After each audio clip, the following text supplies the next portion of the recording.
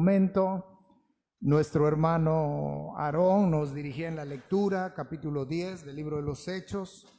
Hoy nos extendemos un poco más en el recorrido que el Señor nos está permitiendo tener en este libro, que ha resultado fascinante el poder ir descubriendo poco a poco, paso a paso, cada una de las enseñanzas. Y vemos cómo el Señor, hermanos, está ratificando en este libro muchas cosas. En primer lugar, Él habla acerca, a través de sus actos en el libro de los Hechos. Él deja claro el gran amor que tiene por la humanidad, por cada hombre, sin importar su condición social, sin importar su condición de salud, sin importar, hermanos, tampoco su etnia. El Señor está interesado de manera personal en la vida de sus hijos. El día de hoy, hermanos, quiero ser especialmente cuidadoso en lo que voy a compartir con ustedes, porque de alguna manera hoy quiero, hermanos, desmitificar el capítulo 10 del libro de los Hechos y también desmitificar un poco acerca de la vida de Cornelio. A lo largo, los que tienen años ya aquí en la iglesia me han oído decir la importancia que tiene el leer la Biblia de manera metódica, de manera sistemática, es decir, empezando la lectura en el capítulo 1 del libro de Génesis y terminar en el capítulo 22 del libro de Apocalipsis. Esa es una recomendación que por años he hecho. Otra recomendación que yo les he hecho, que en la medida de lo posible traten ustedes de no usar Biblias de comentarios, de no usar Biblias con subtítulos. Y les he dado las razones, y las razones que les he dado es que ese tipo de Biblias no es que sean malas, pero ese tipo de Biblias lo que hacen es que nos condicionan antes de leer un pasaje. Y muchas de las Biblias, ya sea de estudio o comentarios bíblicos, para aquellos que les gusta más indagar acerca de ciertos temas, pues hacen exactamente lo mismo, condicionan nuestro pensamiento acerca de lo que encierra cada pasaje. Y cuando llegamos al capítulo 10 del libro de los Hechos, no es diferente, porque muchas Biblias, muchos comentarios bíblicos, lo que hacen es poner en su título la primera conversión. Es un ejemplo, la primera conversión de un gentil, hablando de Cornelio, porque era un centurión de la compañía llamada la Italiana. Y uno se queda con esa idea, y uno lee el capítulo 10, y uno se queda con la idea de que Cornelio fue el primer hombre gentil que vino a los pies del Señor. Pero solamente debo recordarles, hermanos, que ya pasamos por el capítulo número 8. Y quisiera que me acompañaran al capítulo número 8 del libro de los Hechos, al versículo número 27, para que nosotros podamos darnos cuenta que a veces no hay mucha precisión en las cosas que ciertos tipos de Biblias nos dicen o ciertos comentaristas bíblicos. Y dice el capítulo 8, versículo 27, entonces él se levantó, está hablando de Felipe. Felipe estaba predicando en Samaria. En Samaria hubo toda una revolución espiritual ahí. Y resulta que Dios manda a Felipe a predicarle a un solo hombre y lo manda al desierto. Y dice que él entonces él se levantó y fue, y sucedió que un etíope. ¿Cómo? Sí, Felipe fue al desierto a predicarle a un solo hombre, y ese hombre, que creen, era gentil, porque era de nacionalidad etíope. Era un hombre africano, y en su momento dije, muy probablemente ese hombre era de raza negra. Y ustedes pueden buscar el sermón. Cuando expliqué esto, yo les dije, en el Antiguo Testamento, en los tiempos del rey Salomón, su fama se difundió de tal manera que hubo una reina también muy poderosa, muy famosa, la reina de Sabá, que visitó a Salomón, y esta mujer era reina de una región cercana a donde pertenecía este eunuco de Etiopía. Y lo podemos comprobar a través de la geografía bíblica. Y esta mujer conoció quién era realmente Dios. Se fue asombrada de conocer a Salomón y la sabiduría y la grandeza que Dios le había dado a Salomón. Y yo les decía, probablemente la reina de Sabá influyó positivamente en cuanto a la fe en ese único y Dios verdadero, y probablemente llegó hasta la vida y los días de este hombre etíope, funcionario de Candace. Así que, hermanos, es una muestra de cómo nosotros, más que dejarnos llevar por Biblias de comentarios, yo les recomendaría que si ustedes tienen una Biblia con subtítulos, y es muy fácil identificar si tiene usted una Biblia con subtítulos, donde empieza el capítulo 10, debe haber un subtítulo ahí. ¿Qué dicen sus Biblias, hermanos? Pedro y Cornelio. Bueno, por lo menos es algo que no influye tanto en nosotros. Pero hay Biblias y hay comentarios bíblicos, insisto, que hablan de la primera conversión de un hombre gentil. Y eso, hermanos, queda demostrado bíblicamente que es impreciso. No es el primer hombre convertido. Y es más, quiero decirles algo antes de que oremos, porque si no sigo hablando y se me olvida que tenemos que orar. Nos vamos a encontrar con algo en este capítulo 10. Hoy no lo vamos a ver. Pero yo quiero que desde ahora ustedes empiecen a ver con otros ojos este capítulo 10. Porque ni siquiera vamos a ver la conversión de Cornelio en este capítulo. No la vamos a ver. Lo que sí vamos a ver es cómo Cornelio, su familia y sus amigos íntimos, que fueron invitados a su casa porque estaban esperando a Pedro, es la forma como ellos recibieron al Espíritu Santo. Jamás se habla en este capítulo de una conversión. Jamás se habla en este capítulo de un nuevo nacimiento. A lo mejor están en shock. Pero miren, una ventaja de que yo predique así. Ustedes saben que tiene meses que empecé predicando en el capítulo 2 del libro de los Hechos.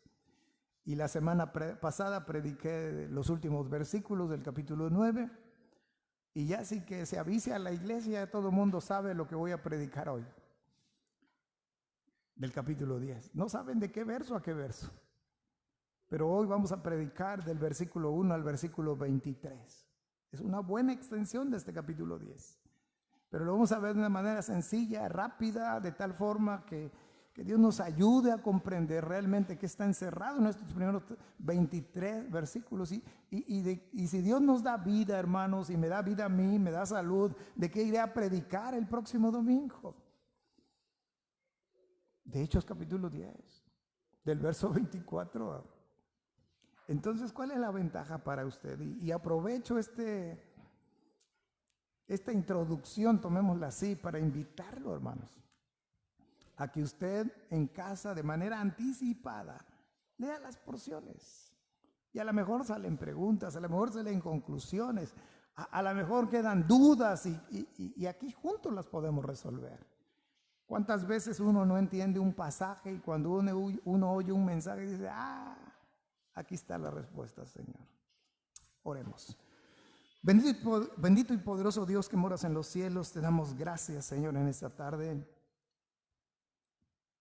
porque tú nos estás dando la bendición de poder estar aquí reunidos en tu nombre, Señor. Gracias porque a pesar de que son tiempos de adversidad, tiempos de peligro, tú nos permites, Señor, mantenernos con las puertas abiertas de tu casa de oración, Señor. Hemos sentido la necesidad de seguirnos reuniendo y de seguir alabándote y de seguir honrándote y de seguir glorificando tu bendito nombre, Señor, pero hacerlo juntos, Padre. Como muchas veces hemos dicho en oración, no somos mejores que nadie, pero hemos sentido esto en nuestro corazón y te lo entregamos como una ofrenda, Señor. Gracias por tan especial bendición. Sigue derramando tu gracia sobre la vida de tu pueblo, a donde quiera que éste se encuentre, Señor. Pero también hemos venido orando por tu misericordia, Señor, para que tu gran misericordia también se siga derramando sobre todo el mundo, Señor. Nos abandonamos en este momento en tus manos para que tu Santo Espíritu sea el que nos dirija, Señor, a lo largo de este tiempo de la meditación de tu palabra. Abre nuestros corazones, abre nuestra mente, amplía nuestra capacidad de comprensión y a mí utilízame solamente como un instrumento en tus manos. No me veas tal cual soy, Señor, sino te ruego que me mires a través de la obra sacrificial de tu Hijo Jesucristo, nuestro Salvador. Permítenos estar plenamente concentrados en tu palabra y que al terminar este tiempo vayamos todos llenos de ti, llenos de gozo también por haber estado en una plena comunión contigo. Bendito seas hoy y siempre, Señor, en el nombre de nuestro Señor Jesucristo. Amén. El mensaje de esta mañana, hermanos, se llama Derribando Prejuicios. También a lo largo de los años, cuando el Señor, todos estos años que el Señor me ha permitido compartir su palabra, ya sea a través de los tiempos de predicación o a través de los tiempos de estudio bíblico, una de las cosas que yo les he compartido es que cuando venimos a los pies del Señor, hermanos, el Señor arregla los problemas de nuestro corazón. Pero hay una tarea que el Señor nos deja una vez que Él nos otorga el perdón de pecados, una vez que Él nos recibe como sus hijos, Dios nos deja una tarea. Y esa tarea tiene que ver con nuestra mente, porque muchas veces, a pesar de que somos verdaderos hijos de Dios, seguimos arrastrando cosas de nuestra vieja naturaleza, de nuestra vieja vida. Cuando llegamos aquí a este capítulo 10, hermanos, Dios nos enseña lo que cada uno de nosotros debería hacer, ocupándonos en derribar quizás algunos de los prejuicios que aún venimos nosotros arrastrando.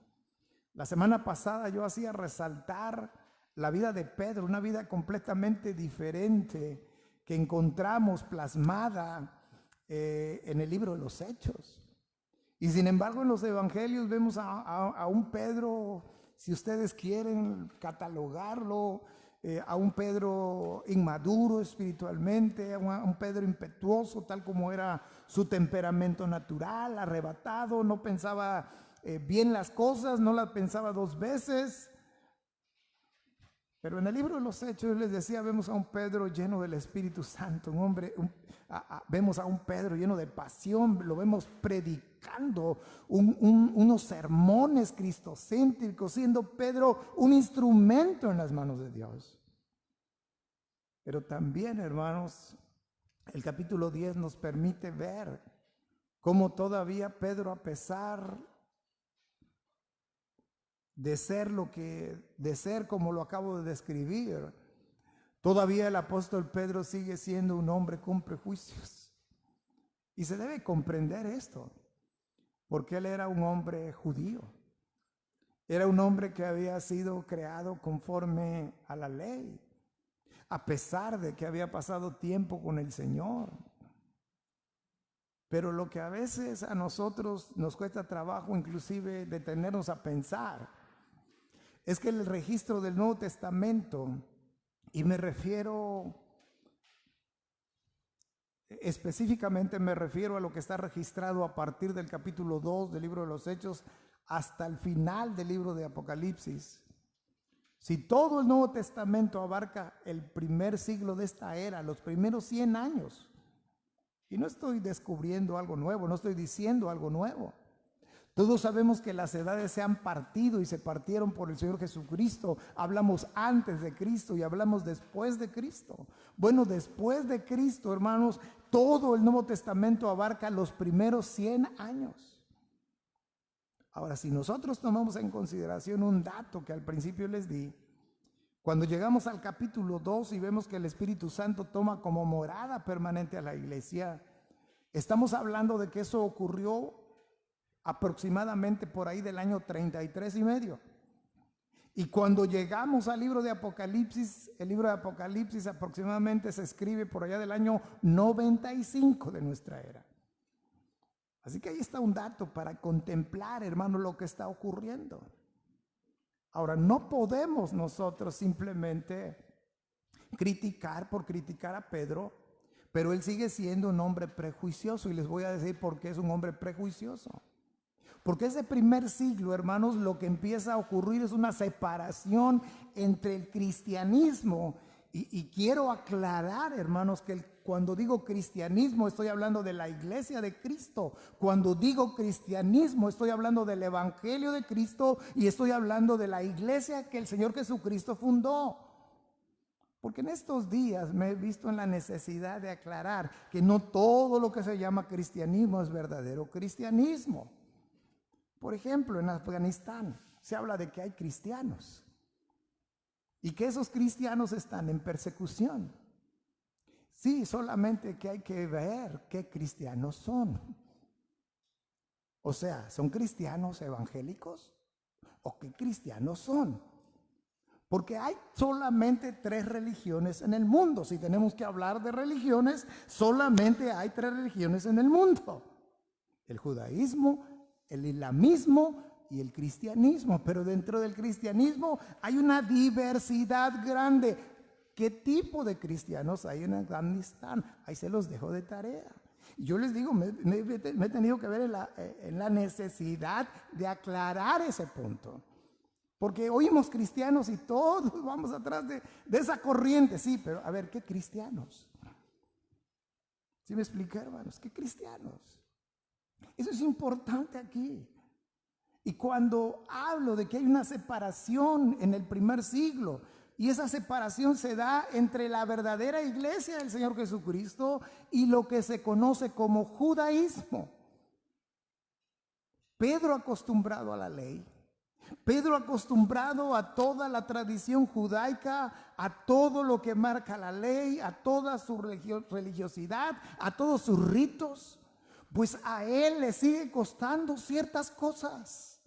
Y Pedro tenía hasta los huesos, tenía hasta las entrañas que había basado en el capítulo 11 del libro de Levítico, que había animales puros y que había animales inmundos. Los animales puros, Dios les había permitido al pueblo de Israel comer, pero los animales inmundos no. Y el libro de Levítico capítulo 11 nos habla de ello.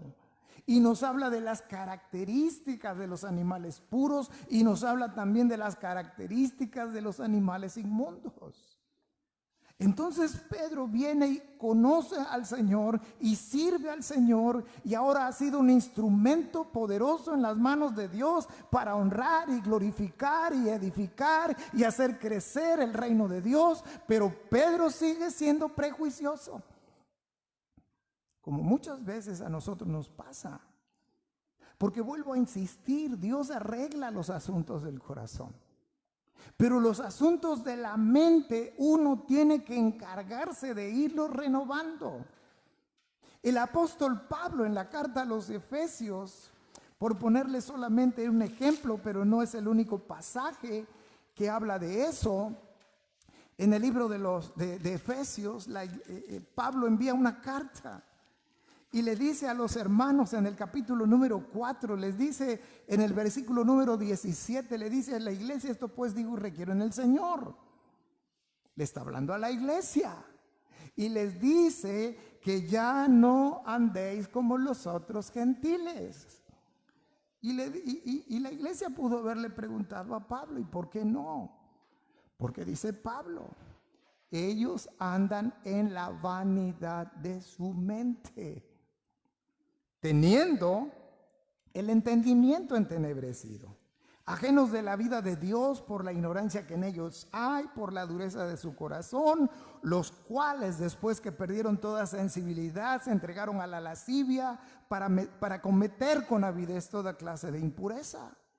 Mas vosotros no habéis aprendido así a Cristo, si en verdad le habéis oído y habéis sido por él enseñados, conforme a la verdad que está en Jesús, en cuanto a la pasada manera de vivir, despojaos del viejo hombre que está viciado conforme a los deseos engañosos y, dice el verso 23, ¿qué cosa, hermanos? Renovaos en el espíritu de vuestra mente. Y como ese pasaje hay otros más. Lo único que quiero usar, hermanos, es que a veces nosotros, siendo verdaderos creyentes, Seguimos teniendo un patrón de pensamiento como antes de haber conocido al Señor. A Pedro le estaba ocurriendo algo similar. Porque Pedro, a pesar de ser un verdadero creyente, hermanos, pasó por alto todas las aptitudes, toda la conducta acerca de Cornelio. Pero Dios tuvo que revelarse a Pedro una gran verdad y decirle: no llames impuro a lo que yo he limpiado. Y para esto es necesario, hermanos, que nosotros, teniendo esto en mente, empecemos a hacer el recorrido de la palabra del Señor aquí en Hechos capítulo número 10. Y dice el versículo 1 que había en Cesarea un hombre llamado Cornelio, centurión de la compañía llamada La Italiana, piadoso y temeroso de Dios con toda su casa, que hacía muchas limosnas al pueblo y oraba a Dios. Ahora, yo les dije, este capítulo 10 no se trata de la conversión de Cornelio. No se trata del nuevo nacimiento de Cornelio. Queda claro que Cornelio era un hombre que tenía una relación establecida con Dios. Tan solo pensemos en la manera como Dios describe a este hombre. En primer lugar, dice que era un hombre piadoso. Ahora, la Biblia siempre que habla de la piedad, no tiene que ver, hermanos, con la manera en que nosotros conocemos la piedad, sino tiene que ver con santidad. Nosotros a veces nos referimos que alguien es piadoso cuando alguien es sensible ante la necesidad de alguien que está en una situación lastimosa. Y decimos: es que sentí piedad por él. No. Este hombre era piadoso en el sentido de que era un hombre que practicaba la santidad. Y entonces le da otro sentido a este pasaje. Era un hombre que buscaba vivir en la santidad porque era un hombre temeroso de Dios. Entonces ya hace sentido, entonces ya hace clic lo que dice el versículo 2. Y me di a la tarea, hermanos, de buscar cuántos pasajes hay en la Escritura que hablan de hombres y mujeres temerosos de Dios. No los vamos a leer porque son bastantes. Quizás el caso más conocido es de Job. Me voy a adelantar. ¿Se acuerdan cuando uno empieza la lectura del libro de Job, ahí en el capítulo 1, que lo primero que hace ese libro es describir cómo es Job? Menciona 4 cualidades de ese hombre y una de ellas dice que era temeroso de Dios. Pero no es el único caso. ¿Saben quién otro es descrito como temeroso de Dios? Noé. En el libro de Génesis, nada más les voy a dar una idea para que luego en casa vayan y busquen. Pero ahí en el capítulo 11 del libro de Génesis dice que Noé con temor reverente preparó el arca. No era un hombre temeroso de Dios. ¿Saben quién era otro hombre temeroso de Dios, hermanos? José. José el patriarca. En el mismo libro de Génesis, pero en el capítulo 42 nos habla acerca del temor que José tenía para con Dios. Otro hombre temeroso. En el libro de Éxodo capítulo 1 nos habla de las parteras. ¿Se acuerdan que Faraón mandó un edicto donde todos los varones israelitas que nacieran tendrían que ser muertos? Las parteras no los mataron. ¿Saben por qué no lo hicieron? Las parteras. Aunque parezca increíble, en el mismo libro de Éxodo, pero en el capítulo 14 habla que el pueblo de Israel tuvo temor del Señor. Entonces, hermanos, y hay otras citas. Primer libro de Samuel, capítulo 12, hay otras citas. Entonces este hombre Cornelio, que luchaba todos los días como quizás usted y yo luchamos por vivir en santidad. Lo hacía, hermanos, porque buscaba agradar a Dios, porque tenía en su corazón un temor reverente hacia Dios. Y eso solamente lo puede hacer alguien que tiene una relación con Dios.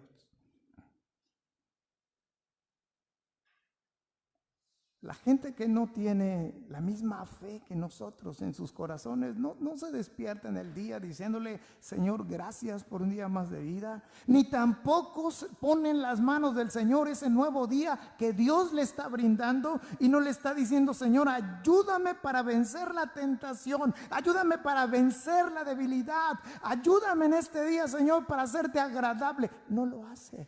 ¿Saben por qué? Porque no hay temor en sus corazones.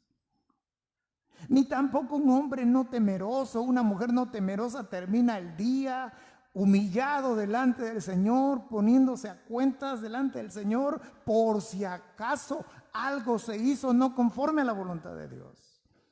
¿Quién hace eso? Un hombre o una mujer que tiene una relación con Dios. Un hombre y una mujer que lucha por vivir en santidad. Un hombre y una mujer que es temeroso de un Dios soberano, de un Dios celoso.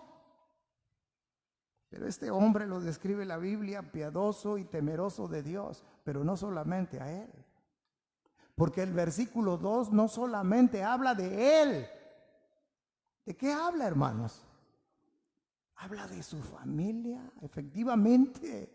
Porque este versículo 2 dice piadoso y temeroso de Dios con toda su casa.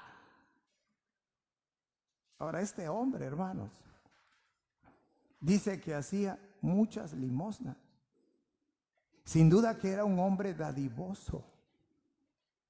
Sin duda que lo era.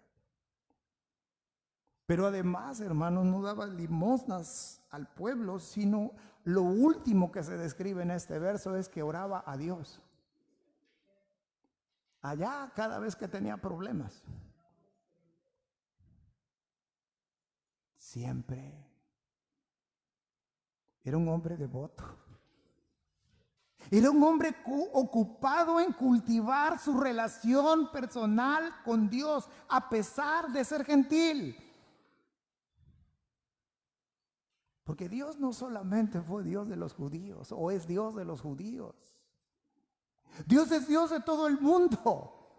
Dios no solamente mandó este mundo a salvar a los judíos. Dios mandó porque ama a todo el mundo y para que todo aquel que en él crea no se pierda, mas tenga vida eterna. Digo que es un caso totalmente diferente al etíope.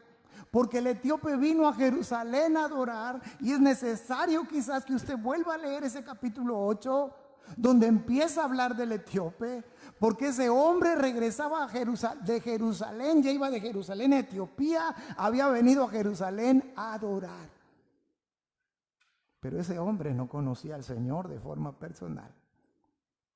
Tuvo los recursos para comprarse su propio rollo. Y venía leyendo el profeta Isaías.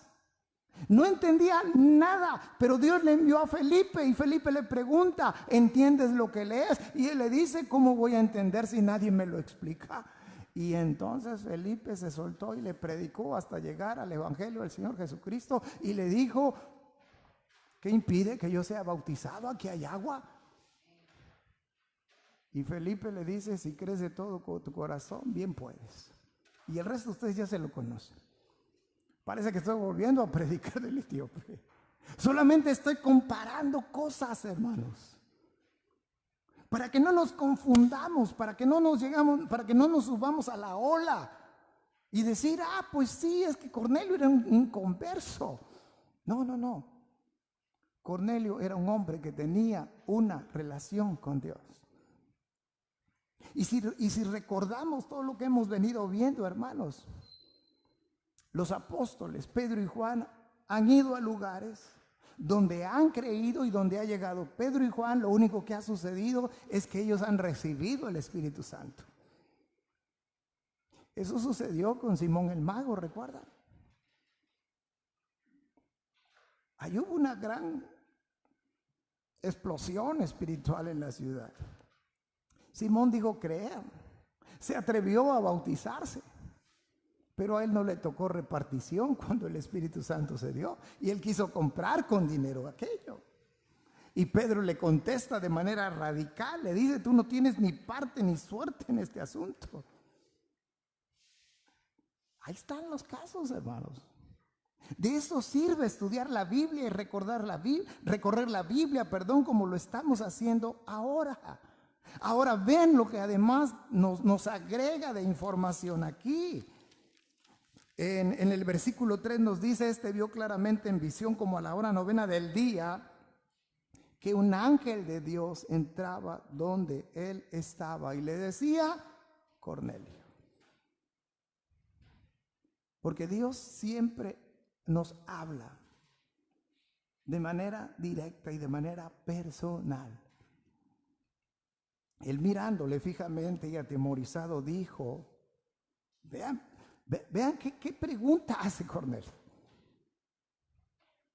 Vean la pregunta que hace Cornelio. Una pregunta similar a la que Saulo hizo. Y la pregunta es: ¿quién es qué cosa? Señor. ¿Quién es Señor? Y le dijo: tus oraciones y tus limosnas han subido para memoria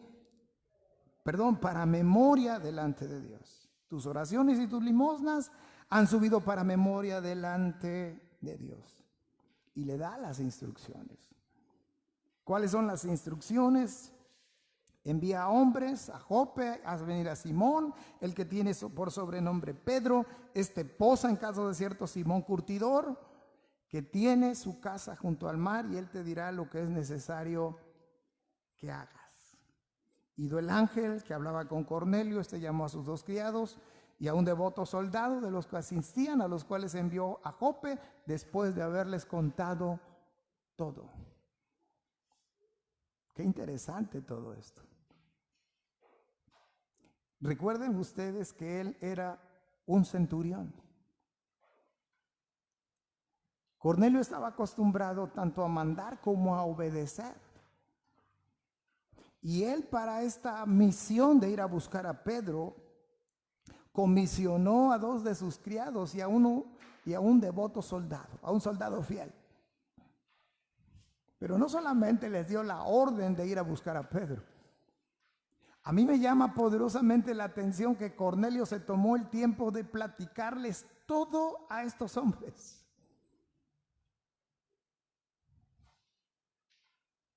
¿Ustedes creen que haya sido por casualidad?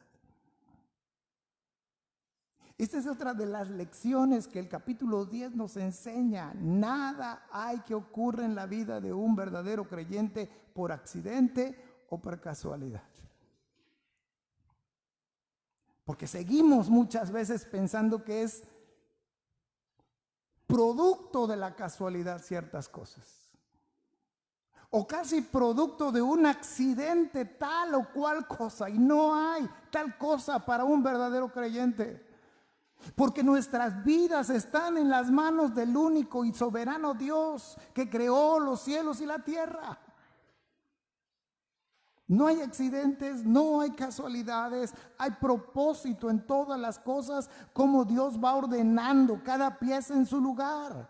Dice el verso 9 que al día siguiente, mientras ellas iban por el camino y se acercaban a la ciudad, Pedro subió a la azotea para orar cerca de la hora sexta y tuvo gran hambre. Y quiso comer, pero mientras le preparaban algo, le sobrevino un éxtasis. Ahora, no hay nada extraordinario en que nos dé hambre, no hay nada extraordinario en que le haya dado hambre a Pedro. Todos en algún momento del día tenemos hambre, y no nos da hambre solamente una vez. Ojalá comiéramos solamente una vez. Pero nos da hambre cada 3 horas. Nos da hambre ciertas veces en el día. Pero lo importante aquí es ver cómo Dios usó una necesidad fisiológica, natural de Pedro, para darle una gran lección y derribar los prejuicios que Pedro tenía hasta entonces. Los prejuicios que les mencioné al principio. Su mente seguía siendo y seguía estando atrapada en la ley y no en la gracia. Y dice que vio el cielo abierto y que descendía algo semejante a un gran lienzo, que atado de las 4 puntas era bajado a la tierra, en el cual había todos los cuadrúpedos, había de todos los cuadrúpedos terrestres y reptiles y aves del cielo.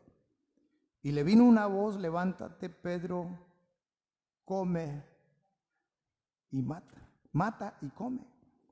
Entonces Pedro dijo: Señor, no, porque ninguna cosa común o inmunda he comido jamás. Volvió la segunda vez, volvió a él la segunda vez, volvió la voz a él la segunda vez: lo que Dios limpió, no lo llames tú común.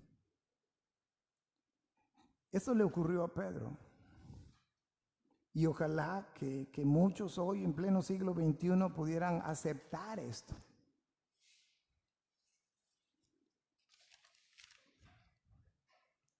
Hace poco me mandó usted una fotografía y me decía: explíqueme esto. Una iglesia mesiánica.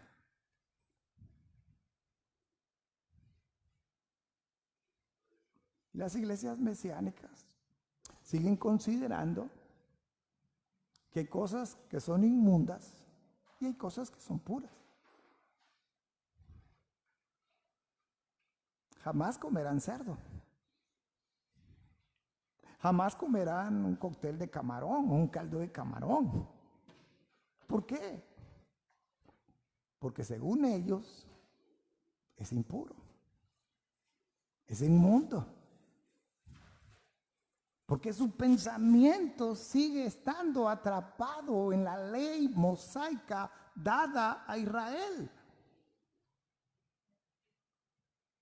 sin comprender que el libro de Levítico en sus 27 capítulos es la última y tercera parte de la ley que incluye los deberes ceremoniales para Israel, no para la iglesia.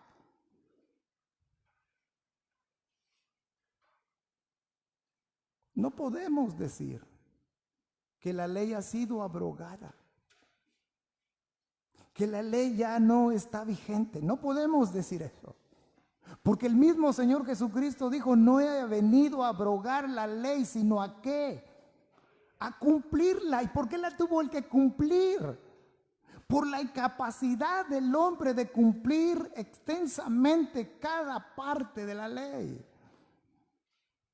Santiago nos dice que si cumplieres toda la ley, pero fallases en uno de sus mandamientos, eres culpable de toda la ley. ¿Y por qué no podemos decir que la ley está vigente? Porque la ley está, los 10 mandamientos específicamente están resumidos en 2 grandes mandamientos. Amarás a Jehová tu Dios con todo tu corazón, con toda tu mente, con toda tu alma y con todas tus fuerzas. Y el segundo, amarás a tu prójimo como a ti mismo. ¿Vivimos bajo la ley? No. Vivimos bajo la gracia. Y Romanos nos enseña, hermanos, que el reino de Dios no es comida ni bebida. Nada tiene que ver los alimentos. Si seguimos leyendo, dice el verso 16, esto se hizo 3 veces. Y aquel lienzo volvió a ser recogido en el cielo. Y mientras Pedro estaba perplejo dentro de sí sobre lo que significaría la visión que había visto, he aquí los hombres que habían sido enviados por Cornelio, los cuales preguntando por la casa de Simón llegaron a la puerta. Y llamando preguntaron si moraba allí un Simón que tenía por sobrenombre Pedro. Y mientras Pedro pensaba en la visión, le dijo el Espíritu que he aquí 3 hombres te buscan. Levántate pues y desciende y no dudes ir con ellos, porque yo los he enviado. Entonces Pedro, descendiendo a donde estaban los hombres que fueron enviados por Cornelio, le dijo: he aquí, yo soy el que buscáis. ¿Cuál es la causa por la cual habéis venido? Ellos dijeron: Cornelio, el centurión, varón justo y temeroso de Dios, y observen, que tiene buen testimonio en toda la nación de los judíos, ha recibido instrucciones de un santo ángel para hacerte venir a su casa para oír tus palabras. Y en el verso 23 ocurre algo insólito que solamente Dios puede hacer: derribar prejuicios. Y dice el verso 23 que entonces, haciéndoles entrar, ¿qué hizo Pedro, hermanos? Los hospedó. Entendamos la connotación de la profundidad que tiene esta enseñanza. La acción que llevó a Pedro, que llevó a cabo Pedro. Hospedar a aquellos 3 mensajeros. Pero esos 3 mensajeros eran gentiles. Y Pedro más adelante, lo vamos a ver de aquí a 8 días, si Dios lo permite, verso 28, solamente para entender más claramente esto, verso 28, y les dijo: vosotros sabéis cuán abominable es para un varón judío juntarse o acercarse a un extranjero, pero a mí me ha mostrado Dios que a ningún hombre llame común o inmundo. La lección no era tanto para que Pedro cambiara su dieta o ampliara su dieta, sino el mensaje de fondo y la enseñanza de fondo que Dios le está dando a Pedro es que Dios ama a todo el mundo.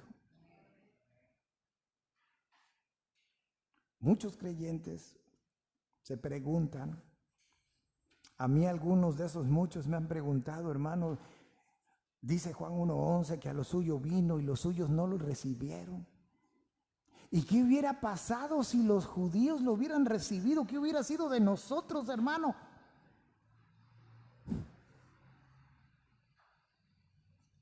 A veces me es imposible no reírme.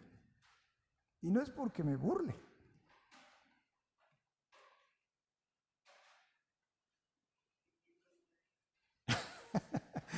Y a lo mejor algunos se preguntan, ahorita a lo mejor algunos se están preguntando qué hubiera pasado. Mejor ni digo nada. Es muy sencillo, hermano.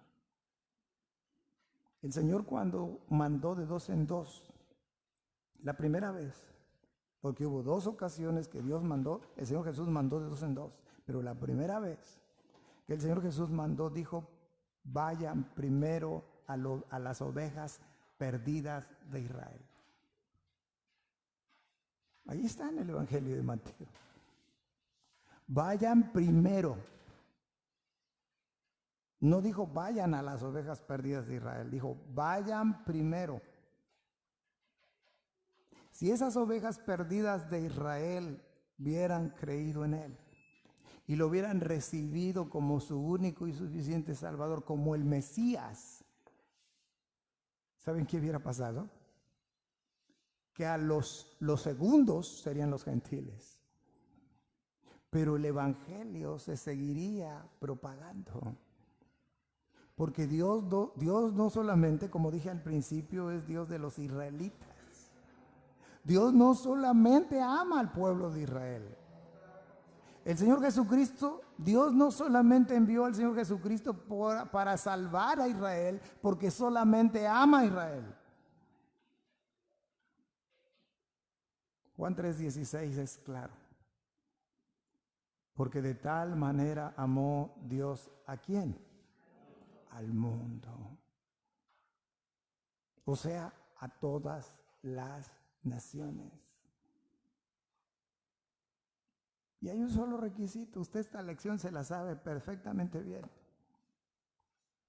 que lo único que se requiere es creer.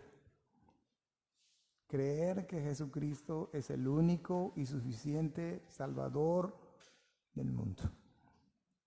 Y Pedro lo que hace es comprender que más que de tratarse de un asunto de su dieta, se trata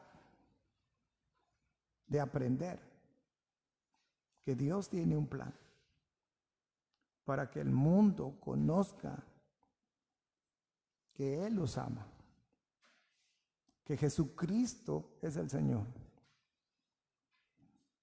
Y al día siguiente, dice el verso 23, levantándose, se fue con ellos y le acompañaron algunos de los hermanos de Jope. Hasta ahí vamos a recorrer el día de hoy. ¿Qué otra cosa podemos aprender aquí? Que cuando alguien ama a Dios, obedece. Ya vimos la descripción que Dios hace de Cornelio. Un hombre piadoso, un hombre temeroso de Dios, un hombre que daba limosnas al pueblo y era un hombre que oraba siempre. Esa es la descripción que Dios hace de Cornelio. Y cuando Dios le da esta visión a Cornelio de que mande por Pedro que está en Jope, lo que hace Cornelio, sin dudar, es obedecer las instrucciones del Señor a través del ángel. ¿Y qué hace Pedro? Con todo y sus prejuicios, obedecer. Porque Pedro lo que hizo fue aplicar de manera práctica, de forma inmediata, lo que Dios le acababa de enseñar a través de una visión. Enseñarle animales, cuadrúpedos, reptiles, aves, seguramente todas inmundas, ¿eh?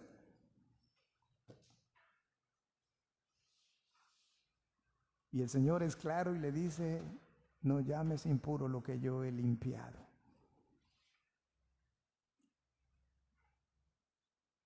Vinieron por ti, Pedro, ok. Pasen, acuéstense, coman, mañana nos vamos.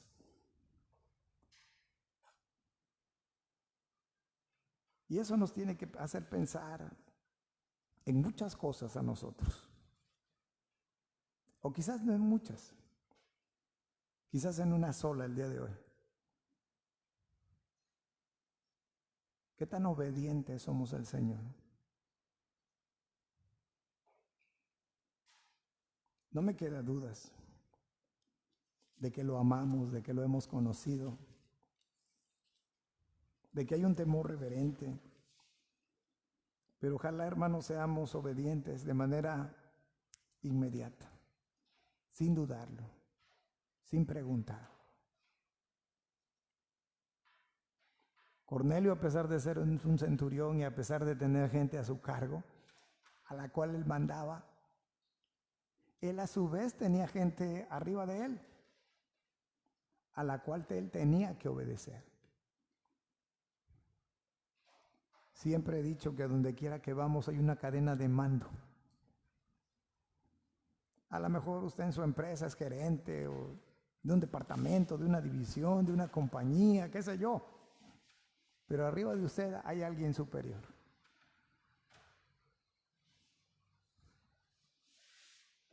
En la casa hay una cadena de mando.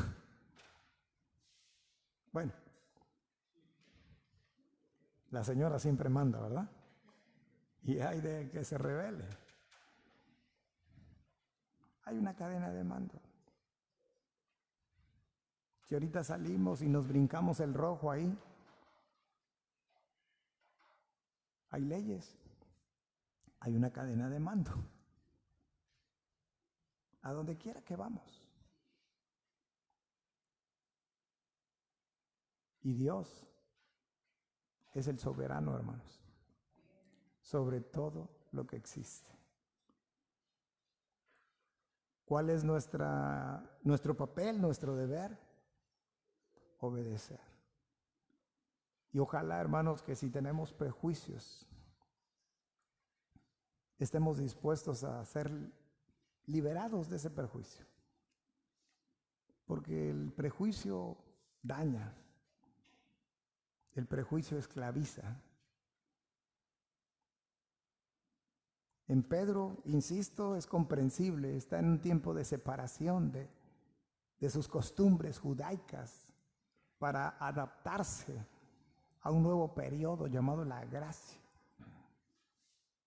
Nosotros sabemos muchas de las cosas, muchos de los beneficios y la libertad que hoy tenemos en Cristo Jesús. Pongámonos en pie, hermanos, demos gracias esta tarde. Dios permita que esta enseñanza que hemos recibido el día de hoy, esta meditación, sea útil para que nuestra vida siga rindiendo frutos, para que nuestra vida siga siendo un instrumento en las manos de Dios.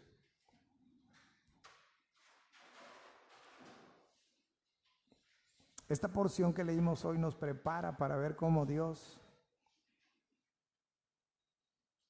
sigue adelante con su plan de evangelización, no de forma particular con Cornelio y su familia, pero sí para que ellos a su vez sean un instrumento en las manos de Dios. Porque como veremos en próximos domingos, ellos reciben el Espíritu Santo. Y ya hay un Saulo por ahí que ahora ya es un hijo de Dios. Y la iglesia está en paz. Y todo Dios lo viene acomodando para que ahora de lleno el Evangelio de Cristo llegue a los gentiles. Ojalá que en nuestra mente vayamos acomodando todo lo que el libro de los Hechos nos viene enseñando y podamos comprender, hermanos, cómo Dios va conforme a su propósito, conforme a su plan, ha extendido su palabra. Quizás si yo le preguntara, ¿usted es prejuicioso? Lo más seguro es que usted me respondiera, no. Pero creo que muchas veces somos prejuiciosos. El otro día les decía yo, hace varios domingos les decía yo, ¿y qué pasaría si entrara ahorita un indigente a la iglesia? ¿Qué haríamos todos? Pregúntese qué haría usted si se sentara junto a usted. Estoy hablando de un indigente. No estoy hablando de alguien que está mal de sus facultades. Estoy hablando de un indigente. De una persona que vive en la calle, que vive en condición de calle. ¿Qué haríamos? Las hermanas que tienen su bolsa en la banca le harían así, ¿verdad? Porque seguramente va a entrar mugroso, va a entrar mal oliendo mal. ¿Saben qué es eso? Prejuicio. Pero no sabemos por qué esa persona Dios la ha traído aquí. No porque necesite un techo, porque necesite un taco, sino porque a lo mejor necesita la palabra de Dios en su corazón.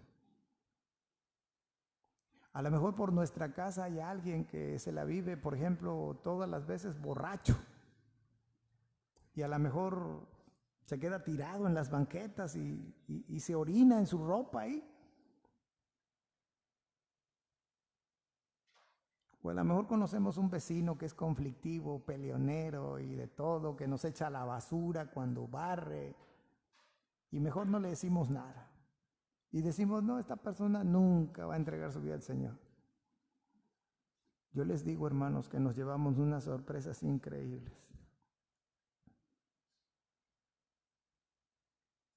Hace muchos años, unas personas ahí, en cierto lugar de Veracruz, no voy a dar detalles, tenían unos pleitos, hermanos, pero pleitos, que decíamos, a ver qué día esta gente se mata, entre ellos. Hoy, no todos, pero gran parte de ellos son creyentes. ¿Y sabe una cosa? Que son verdaderos creyentes. Les voy a decir por qué. Se acabaron los pleitos. Se acabaron las ofensas.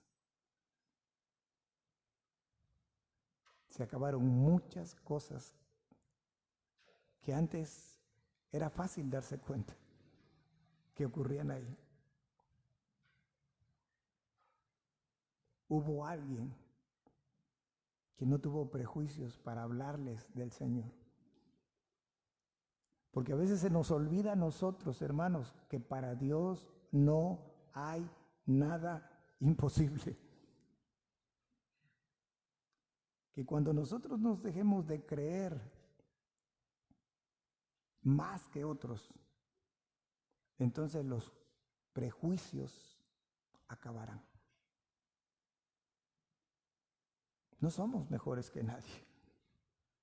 Lo único que cambia es que un día Dios nos vio con ojos de misericordia y Él nos permitió conocerlo de forma personal, y hoy nosotros tenemos la bendición y la gracia de conocerle y de ser hijos de Dios y de poder cultivar y fomentar nuestra relación con Él, hermanos. Y sabemos que cuando muramos iremos para estar eternamente con Él. Pero no todas las personas tienen esa dicha. Que Dios nos quite los prejuicios. Si es que acaso usted es prejuicioso. Oremos. Poderoso Dios y buen Padre que moras en los cielos, te damos gracias en esta tarde, nuestro buen Señor, por la especial bendición de poder estar aquí, de poder meditar en tu palabra. Porque tú nos sigues enseñando, nos sigues mostrando a través de hechos reales, hechos históricos, personajes reales y circunstancias reales, Señor. Porque estas cosas están aquí plasmadas para nuestra enseñanza. Tantas cosas que aprender. Tantas cosas, Señor, en las cuales meditar. Tantas cosas en las cuales pedir a ti ayuda. Pedir auxilio para que sean quitadas de nosotros, Señor. Y una de ellas es los prejuicios. Creo que hoy ha sido clara una vez más tu palabra. Y cómo nosotros debemos siempre estar abiertos, Señor, para llevar a cabo tu voluntad. Y sé que, como le he venido diciendo estas últimas semanas, sé que si nos das la vida hasta este momento y la salud, es porque aún quieres utilizarnos, Señor. Y aquí están nuestras vidas en tus manos.